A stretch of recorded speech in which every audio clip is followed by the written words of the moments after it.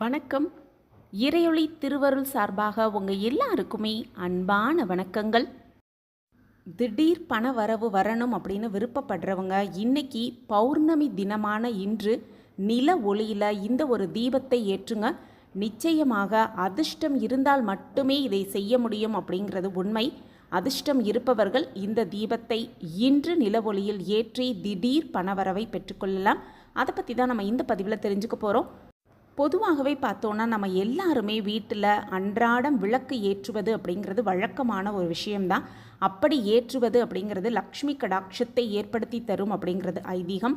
லக்ஷ்மி கடாட்சம் அப்படிங்கிறது வெறும் பணம் மட்டும் கிடையாது, செல்வம் மட்டும் கிடையாது, எல்லா செல்வங்களும் இருப்பது தான் இந்த லக்ஷ்மி கடாட்சம் அப்படின்னு சொல்லுவாங்க. அதனால தான் நம்ம முன்னோர்கள் வாழ்த்தும் போது கூட 16 பெற்று பெருவாழ்வு வாழ்வுக அப்படின்னு சொல்லுவாங்க. இப்படி அந்த தீபம் ஏற்றும் பொழுது அப்படி ஒரு மகத்துவம் நிறைந்த அந்த தீபத்தை இதுவும் பௌர்ணமி தினமன்று நில ஒளியில் ஏற்றுவதன் மூலம் திடீர் பணவரவு ஏற்படுவதற்கான வாய்ப்பு நமக்கு அதிகமாகவே இருக்குது. அப்படிங்கிறதுனால தான் இந்த ஒரு தீபத்தை இன்று பௌர்ணமி தினம் ஏற்றுவது ரொம்ப ரொம்ப சிறப்பு. அப்படி பௌர்ணமி அன்னைக்கு என்ன தீபம் ஏற்றி வழிபடணும் அப்படின்னு தெரிஞ்சுக்கிறதுக்கு முன்னாடி நீங்கள் இப்போ தான் நம்ம சேனலில் புதுசாக பார்த்துக்கிட்டு இருக்கீங்க அப்படின்னா சப்ஸ்கிரைப் பண்ணிக்கோங்க. அப்படியே பக்கத்தில் இருக்க பெல் ஐக்கானையும் கிளிக் பண்ணிட்டீங்கன்னா எப்பப்பெல்லாம் பயனுள்ள பதிவு போடுறோமோ அப்போ உங்களுக்கு நோட்டிஃபிகேஷன் வரும். வீடியோவை நீங்கள் மிஸ் பண்ணாமல் பார்த்துடலாம். பிரம்ம முகூர்த்த நேரத்தில் தீபத்தை ஏற்றுவது ரொம்ப ரொம்ப சிறப்பு அப்படிங்கிறது நமக்கு தெரியும். ஆனால் மாலை நேரத்தில் பௌர்ணமி தினமான அன்று நில ஒளியில் இந்த தீபத்தை ஏற்றுவது அப்படிங்கிறது மிக சிறந்த பலனை பெற்றுக் கொடுக்கும் அப்படிங்கிறதுல எந்த ஒரு சந்தேகமே கிடையாது. இதுக்கு ஒரு சின்னதாக பித்தளை தட்டு ஒன்று எடுத்துக்கலாம். அந்த தட்டிற்கு மஞ்சள் குங்குமம் வைத்து அந்த தட்டை நல்லா அலங்காரம் பண்ணிக்கலாம்.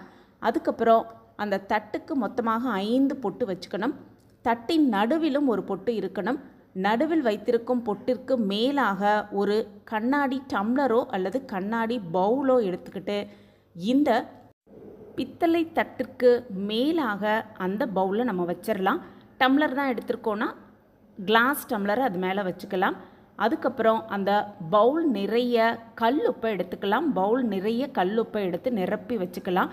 அதற்கு பிறகு அதுக்கு மேலே இப்போது நம்ம வைக்க போகிறது வெற்றிலை, சுத்தமான வெற்றிலை, எந்த சேதமும் அடையாமல் அந்த வெற்றிலையை வச்சு அந்த வெற்றிலைக்கும் மஞ்சள் குங்குமம் வைத்து அந்த வெற்றிலைக்கும் மேலாக ஒரு அகல் தீபம் இப்போ நம்ம ஏற்ற போகிறோம். அந்த அகல் தீபம் மண்ணிலான அகல் தீபம், சுத்தமான நெய் விட்டு பஞ்சு திரி போட்டு நம்ம கல்லுப்பு, அதற்கு மேலாக வெற்றிலை, அதற்கு மேலாக மண்ணிலான அகல் தீபத்தை வச்சு நம்ம ஏற்ற போகிறோம். நெய் தீபம் ஏற்றுவது ரொம்ப ரொம்ப சிறப்பு. இந்த தீபத்தை பௌர்ணமி தினத்தில் மட்டும் ஏற்றினால் போதும். விருப்பம் இருப்பவர்கள் வெள்ளிக்கிழமை தோறும் கூட ஏற்றலாம். அடுத்த பௌர்ணமி வந்த பிறகு அந்த பவுலில் இருக்கக்கூடிய கல்லுப்பை ஓடுற நீரில் போட்டுட்டு புதிதாக கல்லுப்பை எடுத்து வச்சு தீபம் ஏற்றுவது ரொம்ப ரொம்ப சிறப்பு.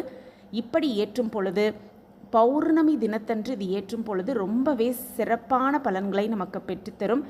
திடீர் பணவரவு ஏற்படுவதற்கான வாய்ப்பை அந்த ஒரு தீபம் ஏற்படுத்தும் அப்படிங்கிறதும், அதிர்ஷ்டம் இருந்தால் மட்டுமே இந்த தீபத்தை ஏற்ற முடியும் அப்படிங்கிறதும் உண்மை.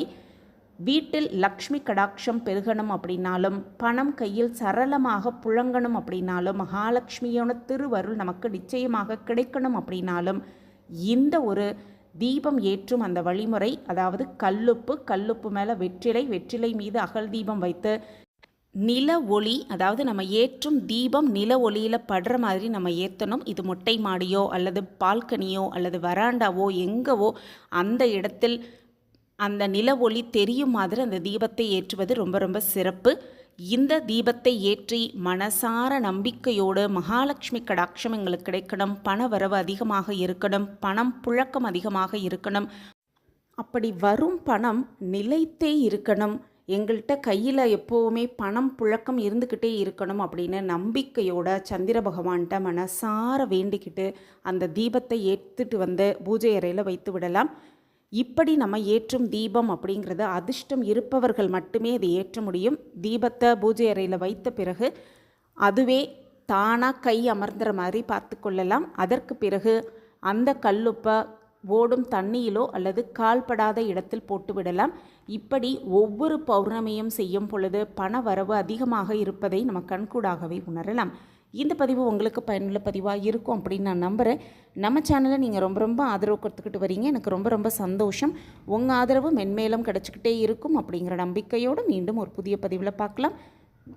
இந்த பதிவு உங்களுக்கு பிடிச்சிருந்ததுன்னா லைக் பண்ணுங்கள், ஷேர் பண்ணுங்கள், அப்படியே ஒரு கமெண்ட்டையும் போட்டுருங்க. உங்கள் கமெண்ட் தான் எங்களுக்கு மிகப்பெரிய ஒரு ஊக்கமாகவே இருக்கும்.